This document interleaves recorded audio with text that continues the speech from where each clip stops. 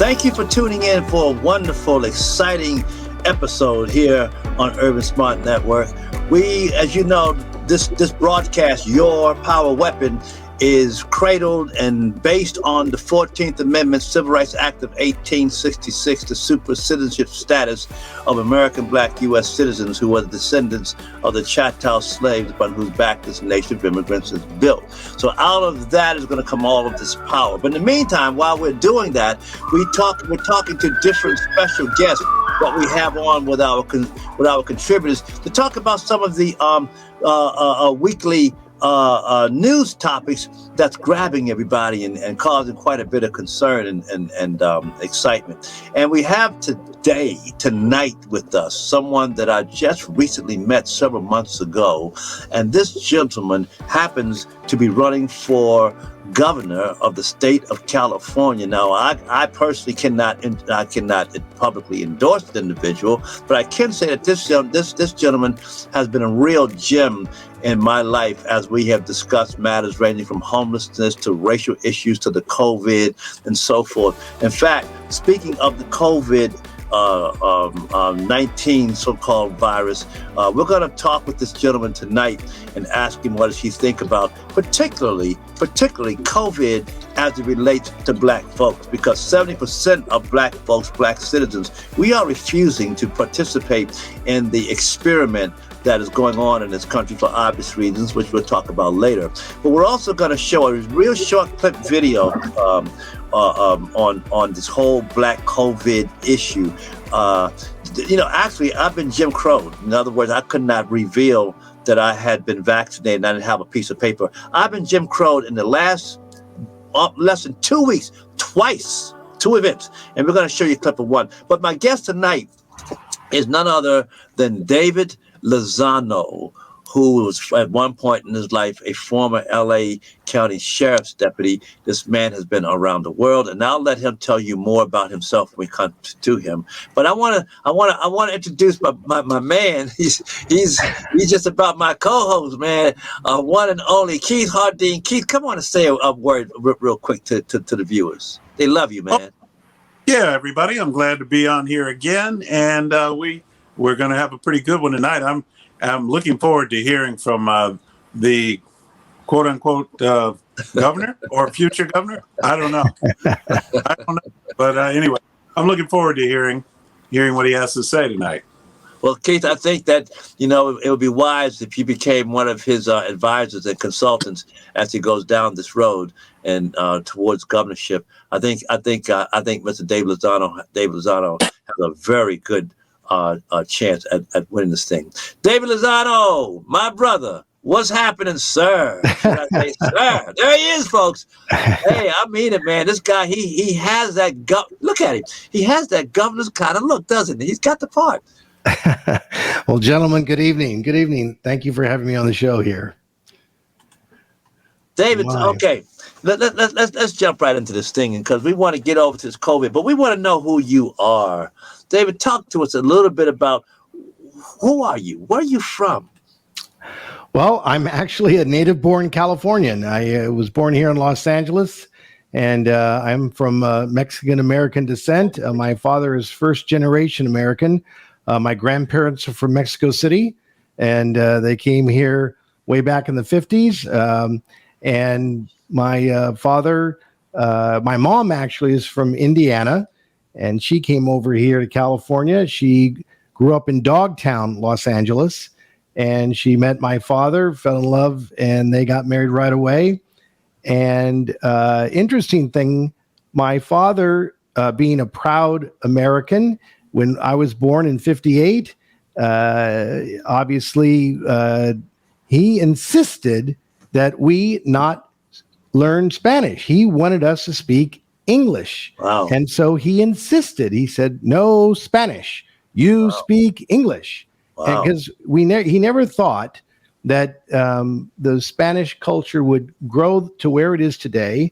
And so he thought, he wanted to be a proud American. And he thought that being a proud American, that we would evolve to such a place that the Spanish culture being crossed over here into America, that that being an American would be the way that his culture would follow. And so he never thought in his lifetime that the Spanish culture would be so strong where it is today. And now, certainly, I should have learned Spanish on my own. So should my brother and sister. I even worked in Mexico. I worked in Mexico City. I worked in Cancun and Cozumel. But for some reason, the languages is just something that I don't pick up on, even though I've worked all over the world. I worked in Egypt, Turkey, Australia, Greece, Fiji, the Maldives, all over the world. And yet, that is one thing that I have never picked up on is the various languages. However, the interesting thing is I actually, in speaking with someone from Guatemala today, he and I both agreed that, interestingly enough, he asked me, well, why is it that, you didn't speak the languages as you went over to these different countries and worked? I said, well, interestingly enough, the moment other cultures, other people heard me speak as clearly as I did in English, they rushed to me and they wanted to practice their English. Wow! So they came to me and kind of bonded with me in that manner, and I of course bonded with them. And in sharing their different ways and such like that, I kind of helped them with their English, and it just worked out so well. Amazing. But the language barrier never.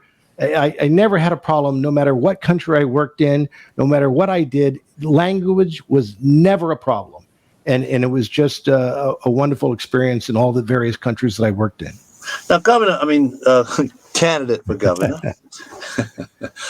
you mentioned something before we go to the COVID issue. You mentioned that you are you'll be a second generation immigrant from Mexico. No doubt you've been watching the news lately, particularly this week, and these folks are coming into our country the illegal way, and they're coming in with all kinds of issues, and some are even threatening us that they're going to force their way in if necessary. And I want to know in the future, well, maybe you can touch on it right now just for a minute, your thoughts and your feelings about all these people coming into our southern border. And when I've spoken about it, Keith Hardine in the past, as Black citizens of this country, that we're not against Hispanic, Latinos, or anybody for that matter, but to come across anyone's border is illegal, and it's obtrusive and it's offensive. And we were deemed racist. I was called a racist against them because of that. So as governor, how do you see the situation down there on the border? What would you do about it if you could? There is no question here. Our borders always have to be strong, and we have to lay the line down tight from the very beginning. That look, we are a country of immigrants, and we welcome legal immigrants coming into our country. We need immigrants, and by all means, we welcome them. And we welcome anyone who comes into our country legally to come and work hard and bring their family and raise a family here honestly. And we would love to have them come in, but they must come in legally. They must follow our rules and laws. They must go through the process in order for us to be able to screen whoever comes into our country, because we have to know who comes into our country properly. We must know their background, and they must obviously wait until we have the opportunity to screen them. And in the meantime, we must be able to safely control our borders and protect our borders, protect our citizens that are within our country, and put that word out and let the world know that our borders are going to remain strong and protected. And so part of the problem is that there has been this confusion out there outside of our borders that, hey, it's possible to get through. And so with that word out there in the South American countries, that it spreads the word out that maybe they can slip through, which causes more people to come and make their attempt. And that's part of the problem.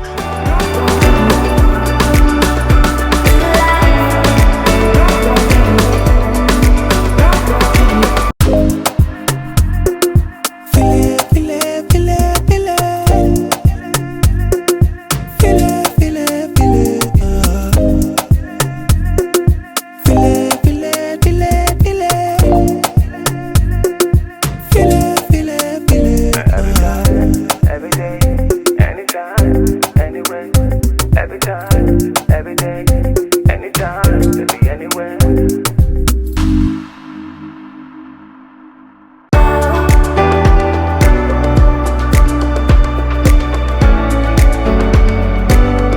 Governor, so if you were the governor of California, what would you do to stop this invasion into California?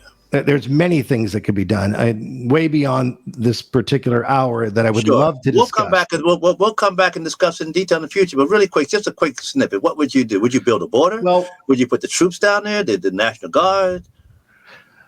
Well, I want to throw something different just to tantalize you. Okay, something very different. Okay, and that is that aside from the aside, I want to go into something different. I would want to try and enhance the strength of all these other countries in the sense of trying to help their countries strengthen their industries, their job markets, and in a way that has never been done before, to keep their people there and to make and so that they don't have to come this way, and to strengthen our relationship with these countries so that they don't have a reason to come our way. Wasn't that supposed to be Vice President Kamala Harris's job? Wasn't she supposed to be doing that? I've heard anyway. I mean, it's a good idea. Cut it off at the root. That's the righteous thing to do. But that was supposed to have been her. One of the things that Governor, that Keith and Keith, you may want to speak up here at this point, is that as Black people in the country, one of the things that we said years ago when I first came, I have lots of Hispanic Latino friends, and it shocked them when I said that illegal immigration is the greatest threat to American descendants of chattel slaves, Black citizens, since the Civil War. And I was called a mean person, anti-immigrant, anti-Mexican, all that stuff. Remember, Keith? Speak up real quick, Keith. What do you have to add to that, or ask the governor? Well, yeah, what you're saying, I mean, years ago, that was during the Bush era. It seems that we have always had, the Bushes and at least the Bushes. Well, Jesse Jackson said, "Stay out of the bushes." You know that, don't you? But this idea of democratizing other countries, I don't know if that's what David is suggesting. I'm not saying that, but I mean, I kind of changed my tune on that. I used to be more into that, but now I'm not so enthusiastic about trying to democratize other countries, or unless they actually want to be democratized. We have to give countries their sovereignty. Let them be sovereign, but as long as they don't step on our shoes. I mean, because the taxpayers of America have paid the price all over the world for all of the demise of other countries. We have been paying and paying and paying into trying to get other countries, to become something that they're not and don't want to be. Like, that's what happens in Afghanistan, Iraq, and in the Middle Eastern countries anyway. You know what I mean? I mean, does that make sense? I agree with their independent and sovereignty. I absolutely agree with that. I'm just talking more about the fact that, if you give them the ideas, obviously to sow their own oats, so to speak, and kind of give them some guidance. And there's so many people in the United States that wish to help these countries in a variety of different ways, just to give them guidance in ways that would keep them in their own country. And again, this is a long topic, and one in which I would love to explore with you. It just goes way beyond this particular hour. Absolutely. Let's segue. We descendants of the chattel slaves, 14th Amendment, now citizens of the United States with a super citizenship kind of a status. When you study what the Civil Rights Act of 1866 is actually saying to us, especially today. However, the Black citizens of our country, though we're only 11% of the general population, we lead in almost every negative social statistic in the country, and except for one, and that's teenage suicide, which Hispanic Latino teens are going through. And I always try to bring that up in hopes of getting a conversation around that to stop that. But, for example, with homelessness, we're over 60% of the national homeless population, being only 11%. And here in LA, we're over 40% of the homeless population, being only 8 and 9% of the general population. And now we're going through something called this COVID mandate issue that reminds us of Jim Crow-ism. And some, well, as I said in the beginning of the conversation, We black folks, 70% of us are not going for it. I have a videotape. Bob, Smoke, can we show this quick video of what happened here in Venice Beach last night at the Burning Man incident? Let's listen to this real quick. I'm out here on Venice Beach, Southern California, the most visited place on the planet Earth. And yeah, look, normally I'm out here on Saturdays and Sundays with my flag upside down, the American flag upside down, and my banner matters, Black Lives Matter, all lives matter, because it matters, Black Lives, and we the people upside down. Y'all know that, right? Well, look here, man. I'm out here at the most beautiful liberal event of the year here in Venice Beach. It's called the Burning Man Venice Beach. Burning Man Venice Beach. And all these beautiful young people and artists and oh man, everybody's here. The whole world's here, right? It's really beautiful. And I want y'all to take a look at something real quick with me. Look. Look at all these beautiful young people, man. You saw these beautiful young people? Look at this, man. Last night. Look. Can y'all see up in there? Look. Hey, ain't that something? Look. Hey, look.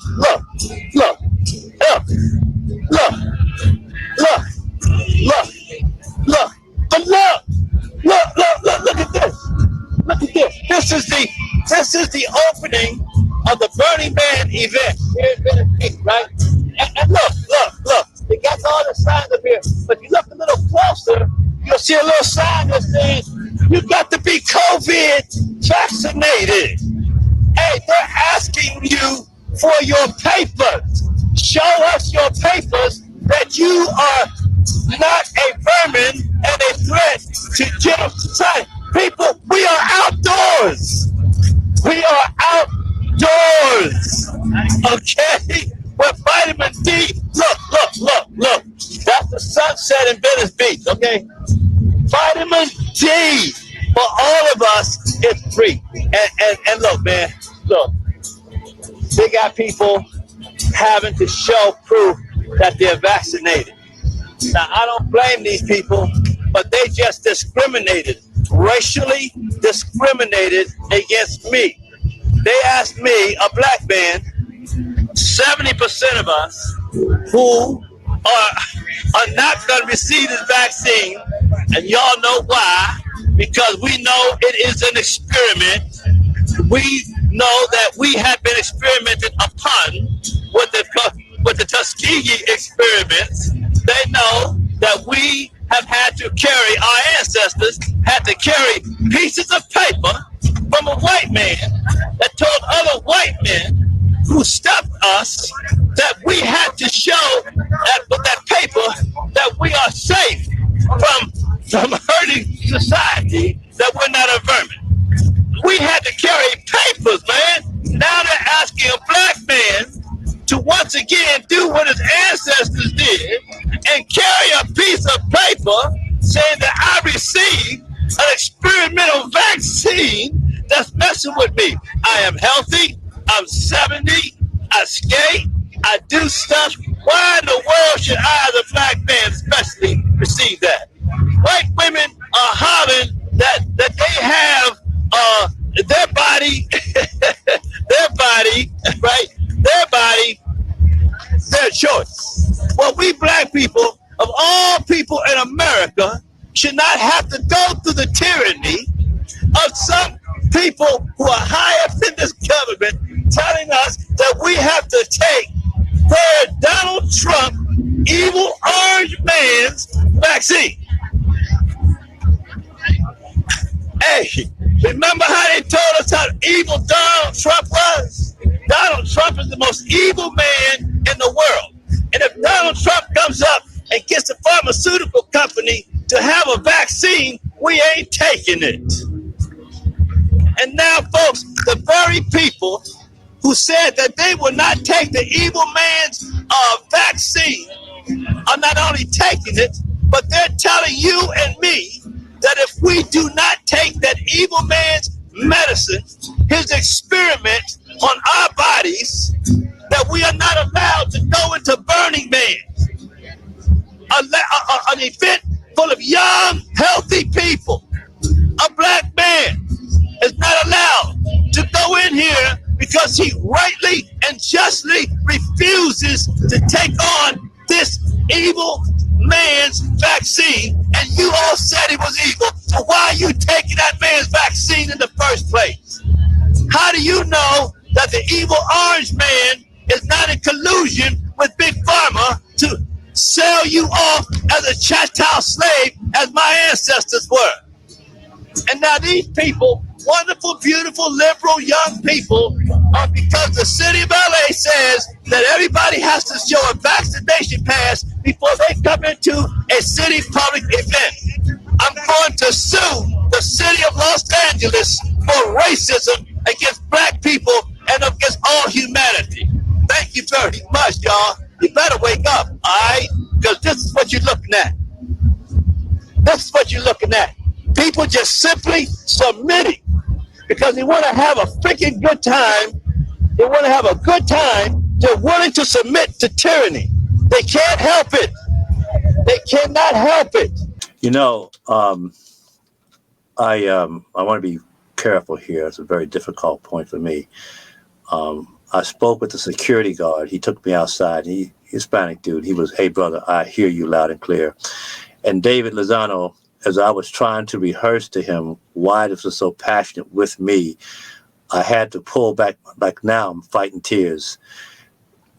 David, what do you think of that? We were together last week. Talk to us, brother. What do you think as a non-black person running for the high seat of governor about what was just said here?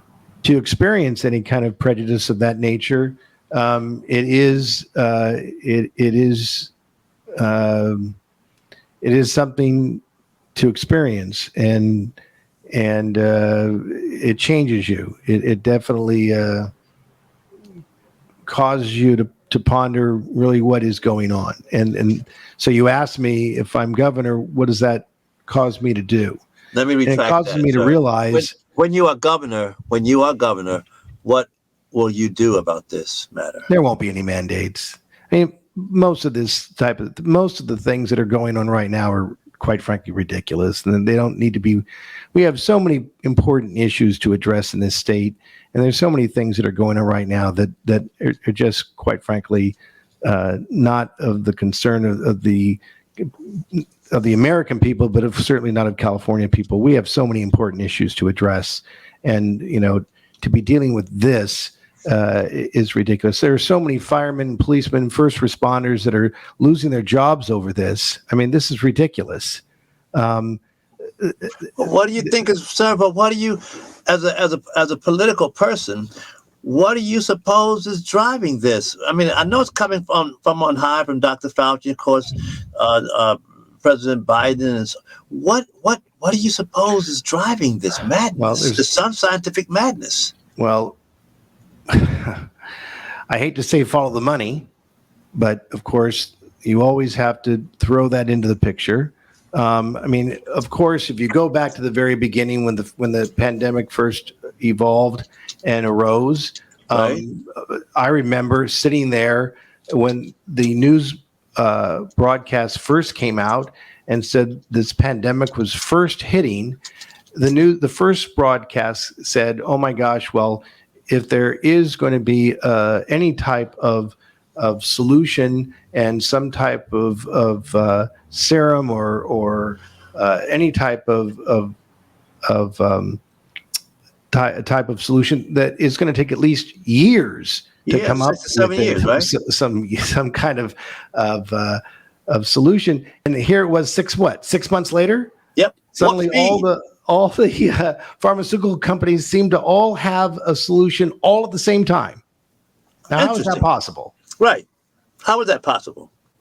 Okay. And of course, that leads to money and a discussion in that direction as well. So, again, you have to wonder where all this, is coming from. And of course, the Democrats were against any type of injection. And of course, that flipped. So then you've got that whole situation going on. Well, it was any kind of objection, any kind of a vaccine injection jab that Donald Trump. Now, folks, please, sir, and folks, please don't misunderstand me. I wasn't calling Donald Trump an evil orange man. That is what the people who are now forcing us by mandate to submit to this vaccination, they called him evil. They said they would not take it, and subsequently sent a signal to the rest of us. Of course, we black folks, we paranoid anyway. But I didn't say he's evil. I'm saying that's what they said. And what gets me, Governor, is how could people make such a broad change like that? Well, what this is all going to come down to is the fact that, most importantly, we must get back to a normal society as quickly as possible. We must get our businesses back into shape. There's so much to be addressed, and we're never going to be able to do that if we keep standing behind these masks and behind the question of, is there really this COVID? Does it truly exist? What does our scientists really say? No, I respect our doctors. I respect our scientists. By all means, we will always listen to their advice. But again, they are not perfect in that advice. They are simply advisors. That's what they are. And it takes political leaders, their strength, to be able to take in all the advice from all sources and then make that decision as a leader. And Let me ask. I'm sorry. No, please. And that's what it's going to take. It's going to take the fact that once a new governor takes hold, he's going to be able to take in all of the proper advice, to listen to the scientists, to listen to what's going on, and then make that difficult decision. And if that decision means to take off those masks with the respect of each individual, meaning that if somebody wishes to keep their mask on, if somebody wishes to be vaccinated, I respect that.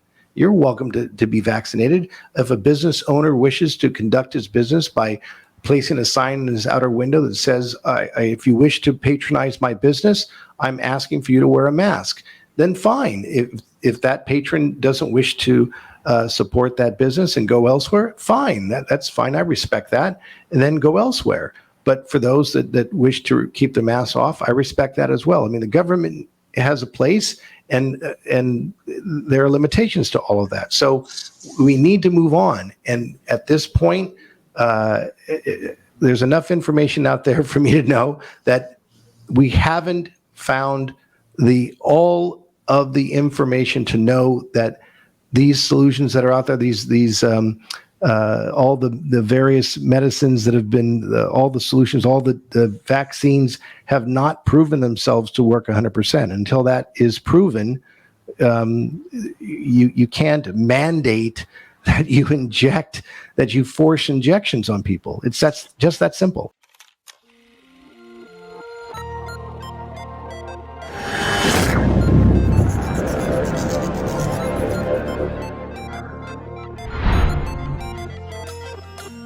Urban Smart Studios is a full-service multimedia production company specializing in fast turnaround and excellent attention to detail. With over 25 years' experience as audiovisual experts, our digital designers possess extensive hands-on experience. Why trust your brand with anyone else? Our digital designers are superstars with live streaming solutions, brand development, digital media solutions, videography and photography, marketing campaigns, audiovisual solutions, post-production, and more. Let us help transform your vision into a campaign that will turn heads and, more importantly, make sales. We believe in premium results. Schedule your next project with us today. It's absolutely free.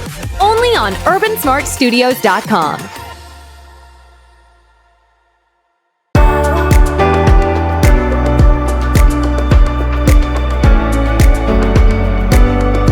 It seems like, coming from on high, the president using his bully pulpit, and then the governor for the state of California, and then the LA County Health Department, and the LA City Mayor, it seems like they are, the president is using his office as a bully pulpit to tell private businesses, to frighten them and tell them that they should, like you said, put a sign in the window saying, if you're not vaccinated, don't come in. But for us black folks, 70% of us have legitimate reason to not. That's almost like a sign said, for whites only, no colored allowed. You see, so, but maybe what's got to happen is what we black folks are going to have to do as black citizens, what Martin Luther King them did down in Selma. We're just going to have to collectively boycott restaurant to restaurant, to business, and hold signs out in front of those places and make it known you should not visit this restaurant because it's discriminatory and insensitive to us. Well, this goes to a bigger picture of what, as governor, what I want to clarify if I am elected right from the very beginning, and that is the fact that, not only do we have to address so many issues right away and get a hold of these things and take action, but life's too short. We've got to get families back with their families. We've got to get kids back in school. We've got to get back into a regular routine. I mean, seniors are missing out on their last senior year of high school, of the beauty of their graduation, of the beauty of everything that goes along with that, of kids playing with kids. And there's just so much everyone is missing out on in life right now. And life is just too short. And we've got people protesting left and right over different things. Again, life is too short. We as politicians, as legislators, that's our job. Electricians, their job is to provide services, cooks and restaurateurs. I mean, everybody has their skills and their duties to do. Let them do theirs. Let us do ours, and go home to your families and enjoy your families, and leave all these ridiculous debates over ridiculous issues. Just put them aside, because this is one of those ridiculous things that just really needs to go to rest, and let us address important issues. But this is not one of them. Speaking of important issue, another one having to do with us black citizens, of course, the black program here primarily, homelessness, sir. In the United States, we black citizens are only 11% of the general population. Here in Southern California, Los Angeles, particularly LA City and LA County, we are only 8 and 9% of the general population, but yet we're over 40% of the homeless population. On Skid Row, downtown LA, where the majority of black folks now live in California, which we call now the new black community, 90% of the people who are homeless, from the hotels, motels, mission shelters to the sidewalks and RVs and cars, are black men, followed by black women, and then a mixture of other people. Now, I have heard, and you've spoken to me, folks, Daivd Lazono, of all the candidates that ran for governor and the recall, and I think you'll find it still today, if you go to his website, you'll find that he is the only candidate that actually has a plan, an actual plan. You may not agree with it, but it is a broad-based plan. Governor, why don't you talk to us a little bit about your sentiments around homelessness, and what is this plan that you've come up with here? My solution to homelessness, which I came up with over 3 years ago, is called A New Hope. And it derives from Finland through their project called Housing First. And basically, that all derives from my world travels, where I worked all over the world. I was originally a Los Angeles County Sheriff working in South Central Los Angeles in the late 70s, early 80s. I worked with all the gangs. I worked in all the jails, in Men's Central Jail, IRC, Women's Jail, Biscayne Center, all throughout Los Angeles. And I left the sheriff's department and to work all over the world, in Egypt, Turkey, Australia, Mexico, all throughout the world. And if many of you may know, but Finland has almost eliminated their entire homeless problem. And they did it through a program called Housing First. And this is where they provide housing to their homeless as their first step. And then what they do is they regulate distribution of whatever that homeless person's needs are. So as you may know, many homeless are derived from alcoholism, mental illness, drug addiction, things like that. So they distribute on a regulated basis certain drugs, certain alcohols, things like that. Now, what you've got to understand is that this is a socialist country, Finland, with a European mentality. Now, what a lot of people don't recognize is that these socialist countries have a different type of discipline, and the United States saw the success of this program, and they ordered HUD to go in there. This is back in, I think, 2016, and said, "Bring this program over to the United States and let's implement it." So that's what HUD did. They tried that, but they did this verbatim. They took the program exactly as Finland was doing it and tried to implement it here. And of course, it failed miserably. And the reason why is because you can't use that same discipline type of program here in the United States, because our homeless are a little bit more street smart, a little bit more savvy. And so what they did was they took this free distribution of alcohol and drugs, and they started to hide it away. They started to kind of build up a supply and started to sell it and various things like that. And of course, the program certainly failed. It wasn't that the program failed, it's just the way that they managed it. The program is excellent. But what I did was I went over 3 years ago and I took the best parts of Housing First, brought it over here to the United States, specifically redesigned it for California, and created a New Hope. And what the New Hope is what we're going to do is we're going to create not one, but 3 major metropolitan residential cities, one in Northern California, one in Central California, just right outside of LA area, outside of the Lancaster, Palmdale area, east of that, and one in the southern tip of California, where we're going to be able to have a upper class area, a middle class area, and a moderate class area. And in that moderate class area, we're going to be able to house and care for over 50,000 homeless each. And in that 50,000 homeless, we're going to be able to rehabilitate them, care for them, and hopefully, of course, rehabilitate those that wish to be rehabilitated, and then have them kind of graduate from one housing section to the next until they get into our city areas where we can train them, have them work, and then rehabilitate them back into regular society. Now, for those that don't wish to come back into society, because as you well know, there are many homeless that just don't wish to return to society.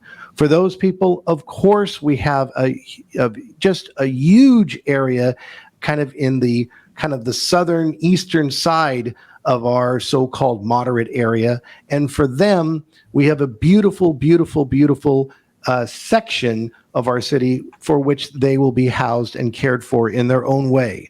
But we want to make these areas so beautiful, so fabulous that they wish to come, because the first step is for them to voluntarily come to these cities on their own. We don't want to force anybody, because the idea is to gently lift all of the homeless throughout the state of California and bring them to these cities voluntarily, because the focus of this project, A New Hope, is to have everyone off our streets within 2 years or less.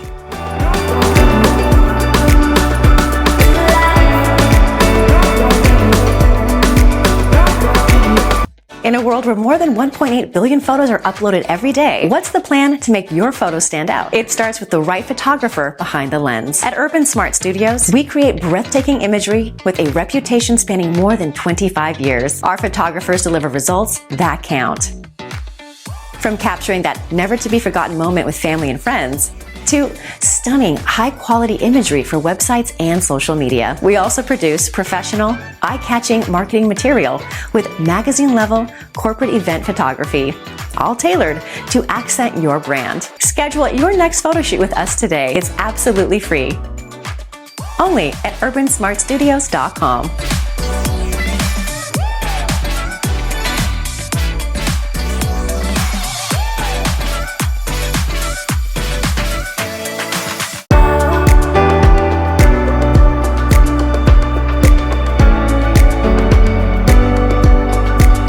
Keith Hardine, you've been quiet over there.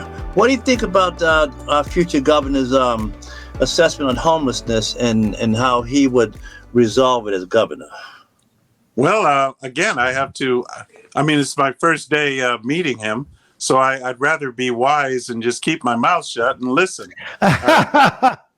I'm giving you the really short version. It actually takes, I've actually presented the project officially, and it takes about 14 hours actually to present every detail of the project. For instance, the moderate areas that I'm referring to for the homeless, if you've ever been out to Palm Springs and driven through the Rancho Mirage area, you'll notice that they have these gated communities with the walls and the beautiful foliage coming over the walls. Have you been to Rancho Mirage out in Palm Springs? No, I haven't. Okay, but they have these gated communities, beautiful, and you drive through the gate and you go in and there's these homes, beautiful grassy areas. Some have golf courses, recreational areas, the whole bit. And that's how we're going to so-called divide up all the various homeless divisions. So, for instance, if you have mothers, homeless mothers with children, they're going to be housed together. Single dads with children, they'll be housed in that particular community. If you have slight alcoholics, men, they'll be in a particular gated community, and so forth, and so on, and so on, and so on. For instance, certain gang members and their families will be in a certain northern California, and other gang members and their families will be in the southern tip of California. And they're all going to be specially divided. And everything will have somewhat of a kind of a, I wouldn't say scientific analysis to it, but it'll be pretty clever how everything is going to be divided. And of course, veterans first. Okay, a big part of this is to take care of our homeless veterans. And might I say that I was invited just this past week to come out to UCLA and visit, and I got a grand tour of what is going on with the veterans and a particular housing unit for the homeless veterans through Discovery. Where is it here? I have it actually right here. It was fabulous. Right here, New Directions for Veterans. And if I may, the directors there, Christopher Crowley, Dawn Zumudio, and their whole team. Let me just say, if I can give a shout out to these spectacular people doing incredible things for our veterans, our homeless veterans. They went ahead and their organization found this crumbling building near UCLA that was so bad it was used for movie scripts, movie shots as a background for horror films. And it was crumbling so badly. They were able to get the funds necessary to rebuild the building in its original state. So the architecture is fabulous. It's now been rebuilt totally. It's just a beautiful, beautiful building with all types of beautiful art and everything inside the building. It houses 200, it has beds for 200 homeless, and they feed them, care for them, and the whole bit. But not only do they take care of them medically, they have a whole special medical unit for them mentally. And they have a neurological team that helps them break their so-called habits, their alcoholic habits and various things like that, with a whole advanced neurological team. It is state-of-the-art, something that I almost hit the floor when I saw. They just have a spectacular, all free of course, spectacular team out there helping them. And nowhere else in the country do they do this. And of course, this is all funds from the Bob Hope organization that gives them their funds, along with money from the federal government. And it's just a spectacular, spectacular organization. Just David, phenomenal. So Mr. Lazono, so that means basically you said something earlier, though, and I was listening to you. You said it was a socialist program. And then Housing First in Finland. Right, in Finland. And when they brought it here to experiment with it, it didn't work.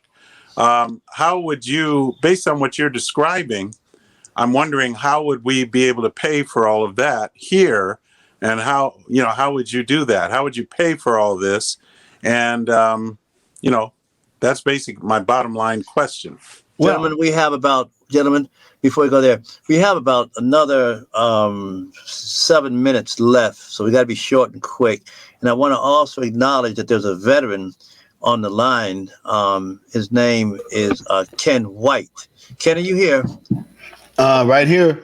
Ken, meet Daivd Lazono. Daivd Lazono is running for California governor, state of California governor. Real quickly, Dave, or Ken, you can kind of late. We appreciate you showing up, brother. Thank you so much.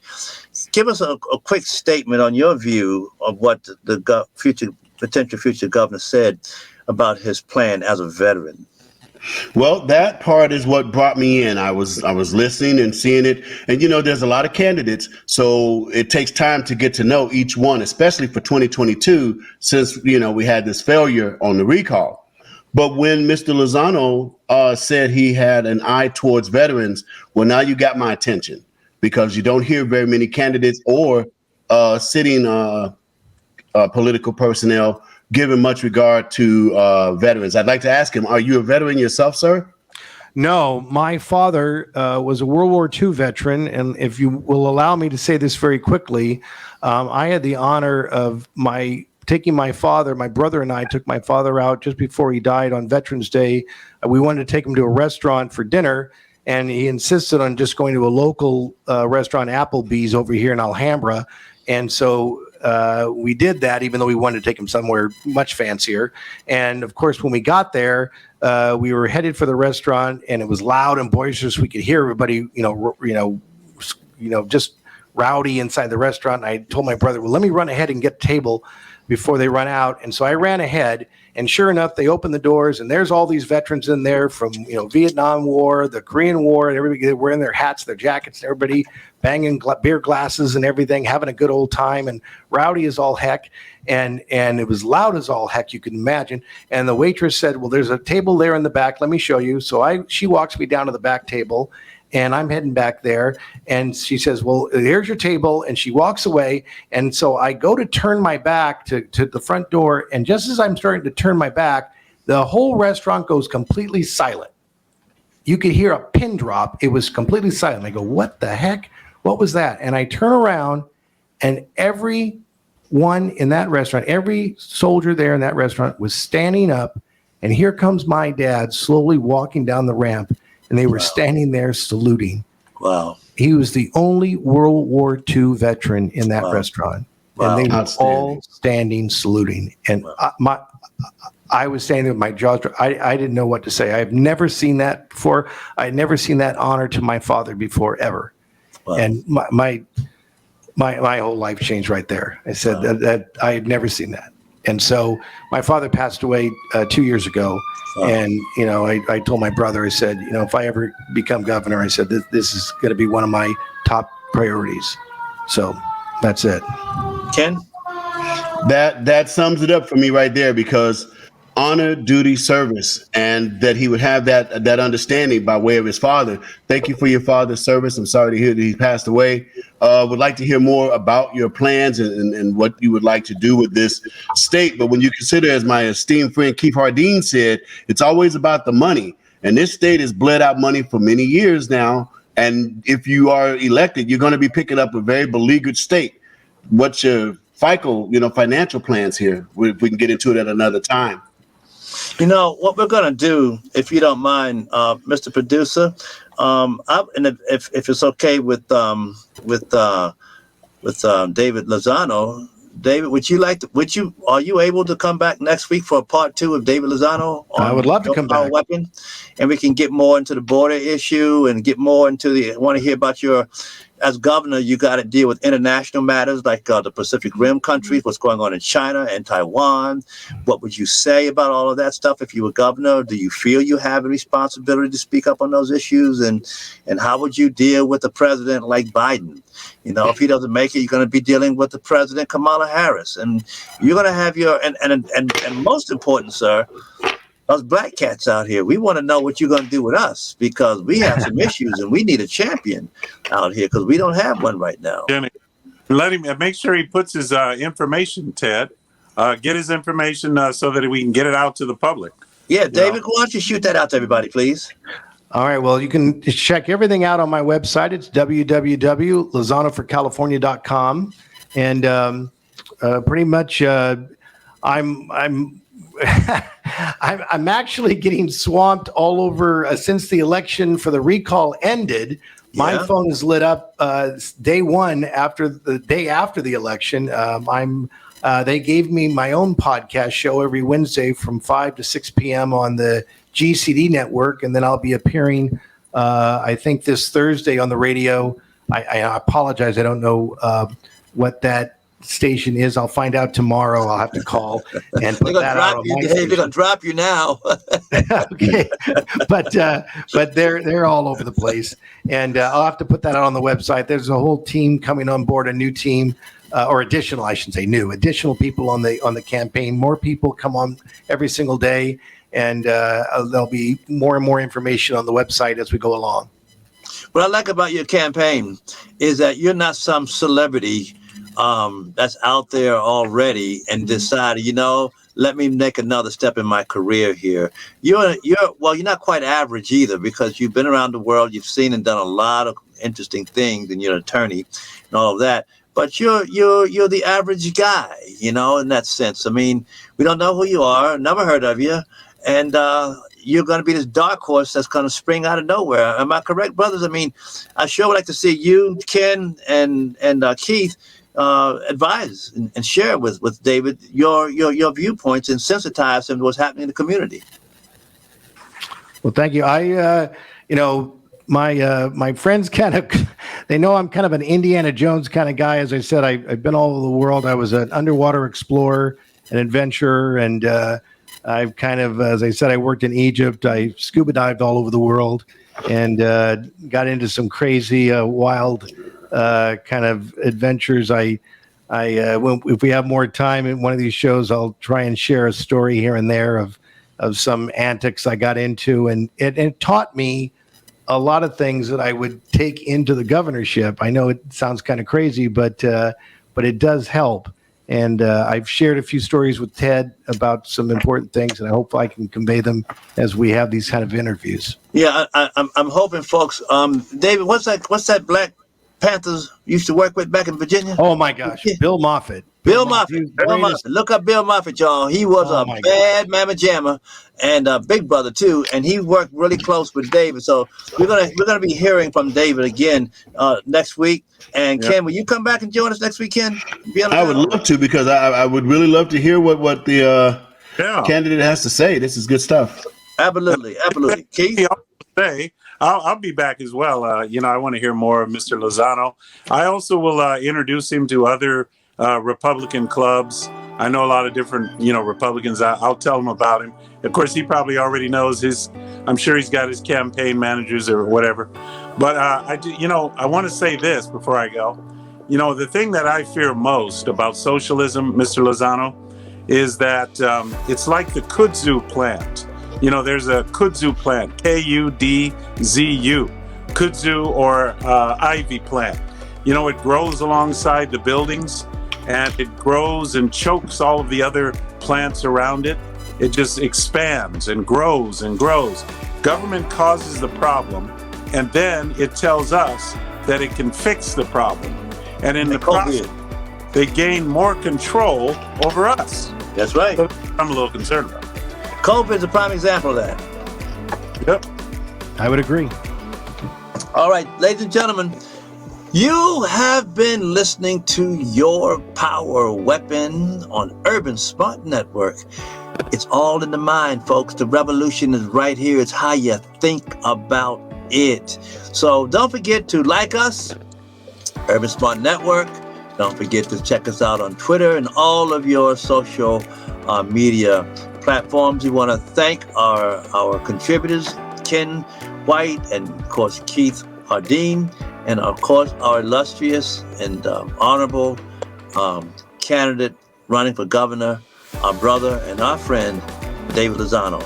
Thank you all for being here, and we're going to see y'all next Monday night, every Monday night at 7 o'clock Pacific Coast time, 10 o'clock East Coast time. See you next week. Your Power Weapon. There you go, kid. I can't help myself. All right. Ken is back. Only on UrbanSmartNetwork.com.